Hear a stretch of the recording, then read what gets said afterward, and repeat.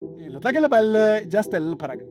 So South Africa's agriculture industry has grown tremendously in the last 3 decades. Data from the National Department of Agriculture suggests that between 94 and 2022, the industry has more than doubled, both in volume and in value terms. In 1994, maize yields were approximately 2 tons per hectare. Mo Botswana ga tsamaya ka bo 0.8 tons per hectare. And today, they are at 6 tons per hectare. Producers have excelled in achieving this growth, but we also owe this success to various research and development efforts, such as breeding of high-yield cultivars, climate-smart varieties, and all-in-one animal vaccines and remedies research. The foundation of this success is the combination of the experience of South African agriculture scientists and researchers, weather stations, stored genetic material such as germplasm, gene banks, and tissue culture. So what I'm saying is we have to democratize use of data. We have to democratize science and technology. So this needs to be the norm for us, because who believes that Botswana's cattle industry can get to 10 million? Because I'm going to challenge us. Can we scale farming? Scaling 10x. Is it times 10? Now, I'm happy that some of you believe we can. And now we're going to visit those strategies. Some of you who know the company, like Innovative Consulting, we do strategy work for corporations. We do strategy work for governments. So we try to explore ways of growing, of competing. And this country is about time it competes. And today we're talking about competition in the beef sector. 2 years ago, as InnoLead, we brought one of the top scientists from Silicon Valley, a guy called Salim. He came here because we were doing some work with the mining companies in how to grow the mining companies 10 times. So he's an innovator. He used to be vice president at Yahoo. He came here. We hosted him more. We took him to the tourist area, Kavango. You know, that guy, he was late to the airport. So Salim, why are you late? He came 30 minutes late. But the day before, I ate beef. I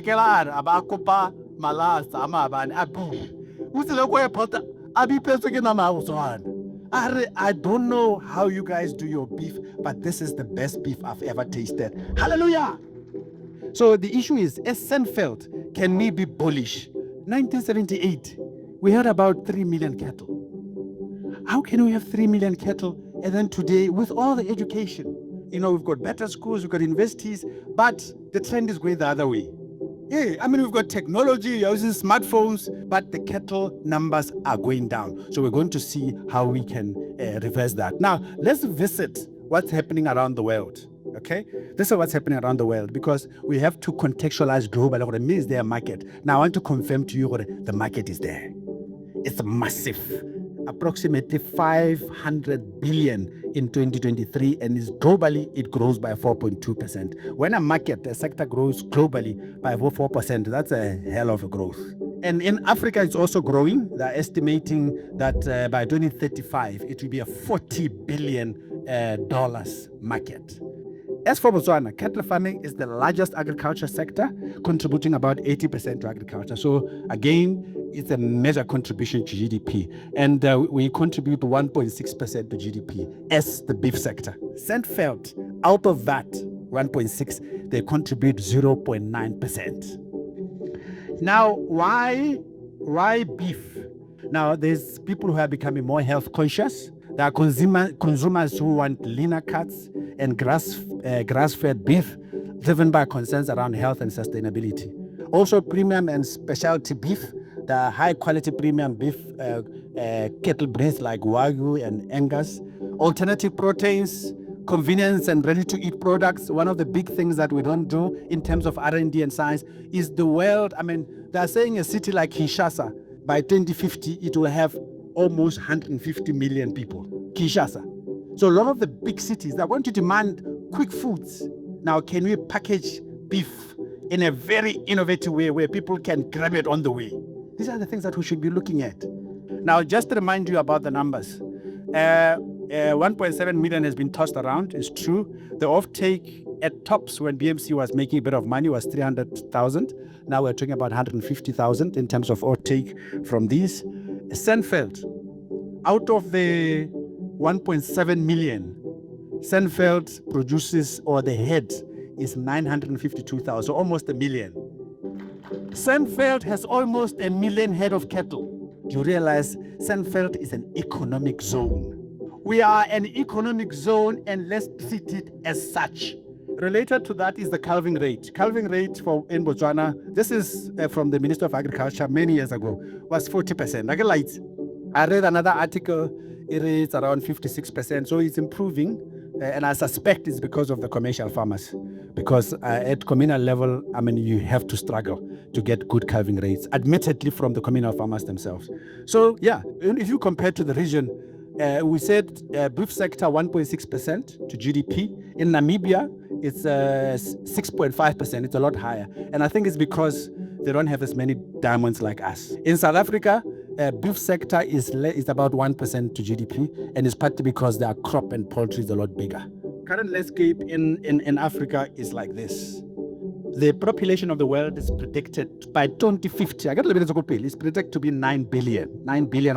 It's about 9 billion. Out of that 9 billion, there's going to be a struggle to feed people. And they're saying Africa has got 65% of the arable land that's required to feed people. African Development Bank projects that the food and agriculture sector could be worth $1 trillion by 2030. So I'm just giving you a picture where there is something to be eaten, but it's up to us. First of all, these semi-clusters, I call them semi-clusters because they're not treated professionally as clusters, like the Sandvelt, like Molopo, where I also farm, in the banana farms, like Hansi. Those are clusters, but obviously not treated in the textbook way where you treat something as an economic cluster. Africa Continental Free Trade, Africa is opening up borders. So it's easier now to trade and export our stuff to the rest of Africa. Culture of cattle ownership. I think that's partly why we can even do it even if we lose money. So, but let's leverage that passion for something better. Government willing to experiment, I talked about that. Largely grass-fed, tasty feed, tasty beef, available, unemployed youth. 37% unemployed, educated youth. Everybody is saying, and I'll talk about how we can use that youth. And now I'm going to talk about the backside. One is climate vulnerability. But climate change I've been hit badly by droughts, as most of you have, where you lose your breeding stock. They say Botswana, this is a study done by University of Botswana. Rainfall for the last 30 years have been dropping by 1 millimeter every year. So we have to apply climate smart technologies. Land degradation, 40% of Botswana. This is a UN agency study. 40% of our land is degraded. It's degraded. That's why I'm trading carefully. That's why I have a big problem with communal farming. In as much as what is politically maybe incorrect, because I've always challenged authorities. Why are we leaving cattle loitering, uncontrolled, and this, just everywhere, killing people on roads? It just doesn't make sense. It doesn't happen like that in any modern country. So that's the issue. Unskilled labor, guys, it's sad that we rely on people who are in the margins of society to look after our cattle. That has to change. So I'm coming back after 5 years. Please, let's do something. I also follow technology. One of the things that they're doing in other countries, they are using AI to accelerate education, where in 1 year, you can take someone from the streets and make him or her a data scientist in 1 year. So there is a rapid development of education. 1 year rapid development program to turn them into stockmen and stockwomen. Let the workers reflect the value of that stock. The other one is lack of R&D and technology and innovation. I read, I think it was, I don't know if it was your time, I was reading strategy sa Minister of Agriculture, where they admitted where they don't have a research technology agenda that's comprehensive enough. That is a concern, because if we don't have R&D and applying science and technology, the route to good things will be extremely difficult. Top interventions proposed: renewable energy solutions and climate smart agriculture, advanced precision agriculture technologies. There are technologies out there that are available for us to farm properly, good people. There are drones, there's AI, there's IoT. We should be saying, how can we make sure? I mean, China is talking about going 10G. Why can't we say, no, Sandvelt, we're going to go 5G in the shortest space of time? There's technology available. I don't know why we don't have appetite for technology. And I know there are pockets of people that use these things, but it has to be democratized so that more and more people use these technologies. Further production to augment grazing and droughts. Feed is I happen to be now past. I used to be chairman of Milk Africa. So by virtue of that, I visited a very large farm in Florida where they have 13,000 cows, Holstein. Powerful thing. It's the second largest in Florida. And what's interesting is that we went through seeing the operations, everything, but guess what was the biggest operation of that farm? It was fodder production. So if we want to really have an effective beef sector, you got to be talking more about feed production. Because remember, that's a little machine that converts the grass or the feed into beef. But really, the bottom line is the grass, is the fodder. So if we don't have an extensive fodder production industry, at this farm, it was an industry.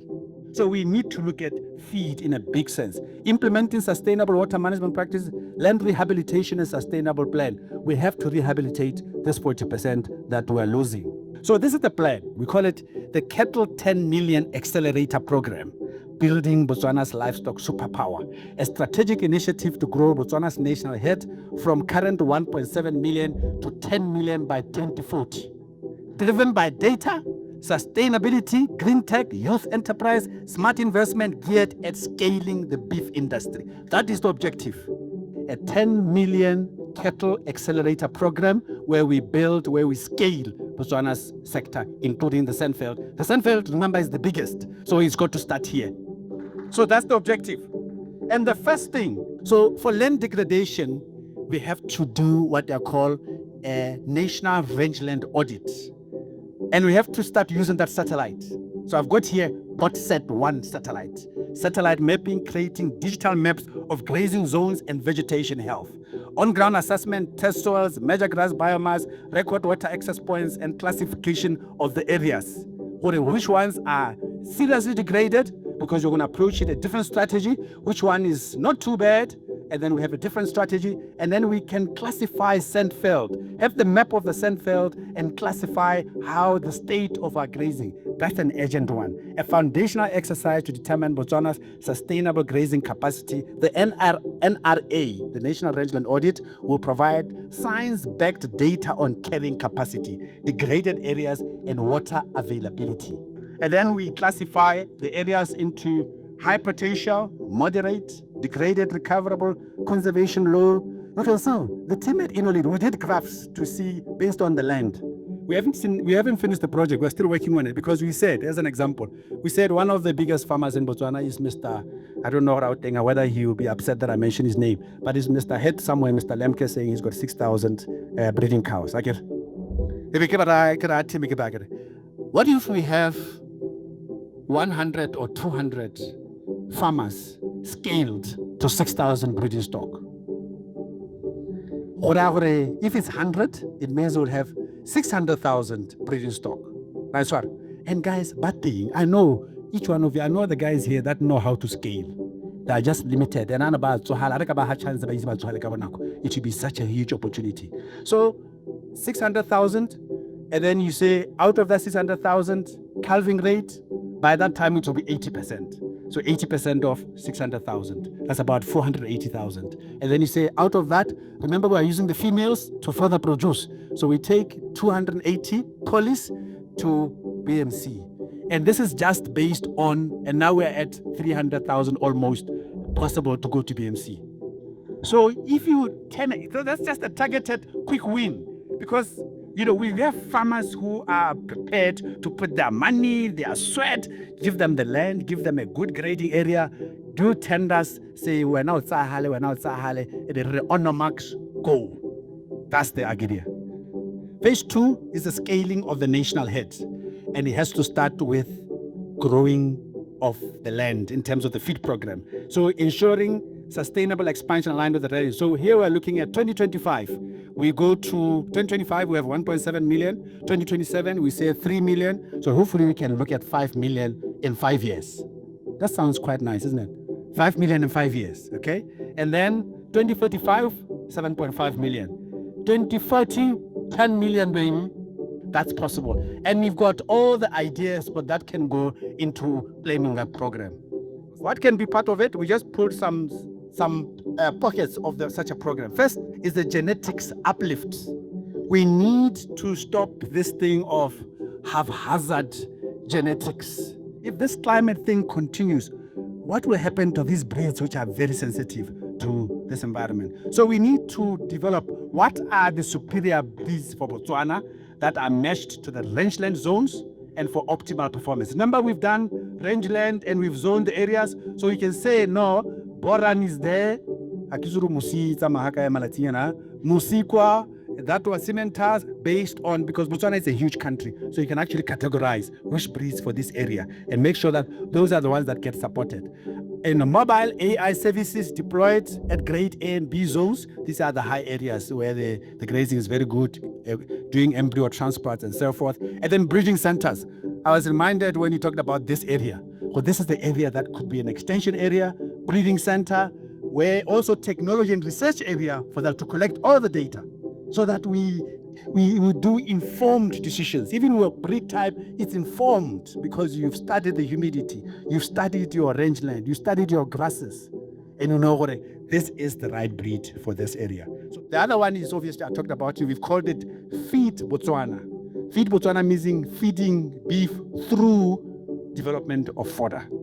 And I'm looking forward to the agro Zambezi, where we can actually maybe have fodder as part of the project there, where there's a huge fodder production. So we need to establish regional fodder hubs near grade B zones, distribution networks for fodder, sustainable practices, implement water efficient growing methods, and research and development. So that's the big thing. Feed production needs to be a big thing here.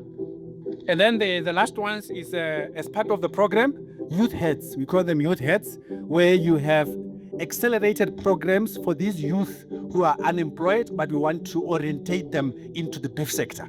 So Rabatsahela, we have accelerated programs. These TVETs, I was listening the Minister of Treasury talking about on the tourism sector, how they are planning to introduce tourism studies into the TVETs, into the vocational schools, accelerating that. So actually, you can now turn some of these unemployed graduates into overnight stockmen, cattlemen. So youth heads, training skills, land allocation, financing, mentorship, and all those type of things. And then we can have more literacy. So implementation framework, this is what we're suggesting. We need a 10 million accelerator program past team or council that will start working on that program, and they start working with the ministry because it's going to be a strategic mega project. By the way, a mega project is not a small project. It's a project that's potential goes into a couple of billions of dollars. That's what a mega. But in terms of contribution to GDP, it's huge. So we need to do proper study to say what is the actual potential of the Botswana geography, rangeland, skills to get to 10 million stock by 2040. We got to do proper studies. So cattle task force, innovation labs, we need to have these area like here, need to be part of the labs where nothing happens without creating new ideas and innovation and learning from others as quickly as you can. That's why they talk about agility. So we need to have an area here where guys are thinking about how to make Sandvelt a better place in terms of technology and innovation on continuous basis. So that's the innovation labs at regional levels where they are all over. And then funding mechanisms, we've got to look at PPPs, how we can fund, and other models involving development partners and so forth. And then obviously monitoring to make sure that this data that we struggle to find has to be available. So we've got to make sure that there are actually information that's available all the time on all these statistics that we talk about so that they can help making decisions whenever you want to farm in terms of progress as well. We even did a budget. We did a budget on how much it can cost, the area, genetic and AI program, further production, a couple of billions, I won't mention, borehole and water infrastructure, because you need to find out how we can loosen up the struggles for water, youth enterprise funding, rangeland audit and restoration, institutional capacity building, and we came up with a huge figure at the bottom there because this is a mega project. So that's the extent at which we went with this project. So the last one is that what will be the impact? What is the big deal? Why should we put so much effort in this? And this is what we are saying. We are saying 10 million cattle. First, Botswana will become a dominant player in the beef. 90% sustainable zones. We said out of all the rangeland analysis, 90% of that land should be exploited properly for effective and optimum beef production. We estimate that we can generate in the 15 years 200,000 new jobs. And then we want to be contributing not 1.6% to GDP, but by that time, 5%. So actually the diamond contribution is going to drop, which means if they drop and contribute to GDP, other sectors have to pop out. The president, this past week, he said he wants tourism to potentially overtake diamonds. Ladies and gentlemen, I rest my case. My job was to test your appetite. Hopefully the objective was very clear. It's not just for the minister and the ministry, it's for all of us here. If we are serious, and all the associations and the beef union, we set up this council. I was just doing another program a month ago for making Botswana a digital economy. The minister is so excited, he's going to do a press conference, and then we are going to go and present it to Cabinet and HE for appreciation. That's the technology, digital economy side. If we are serious, actually, let's stand up because we believe that beef can be one of the saviors of Botswana now and in future. And with those few words, thank you very much.